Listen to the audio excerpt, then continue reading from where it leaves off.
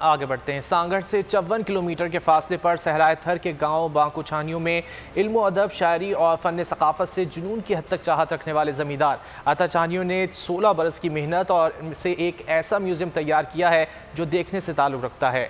Report کر رہے ہیں ذوالفقار ڈائری۔ یہاں عشق کا ایشو اور عشق میں یہ چیزیں ساری۔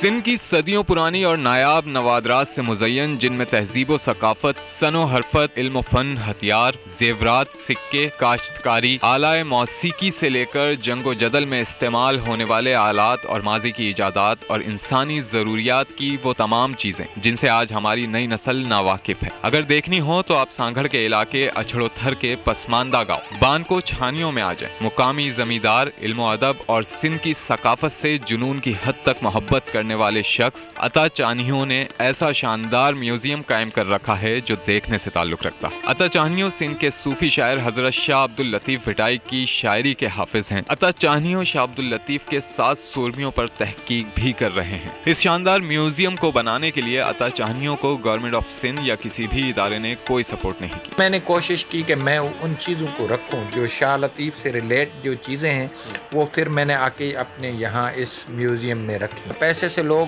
چیزیں اکٹھی کرتے ہیں اور بیچ دیتے ہیں یا وہ ختم حکومت سندھ اگر اس میوزیم تک سیاحوں کی رسائی چاہتی ہے تو اس گاؤں کو سڑک سمیت بنیادی سہولیات فراہم کرے جس سے پاکستانی عوام اس بہترین اور قیمتی نوادرات سے بھرے میوزیم کو دیکھ سکیں اور اس پسماندہ علاقے کی خوشحالی بھی ہو سکے۔ کیمرامین حاکم علی کے ساتھ ذوالفقار علی ڈھاری، بول نیوز، سانگھڑ۔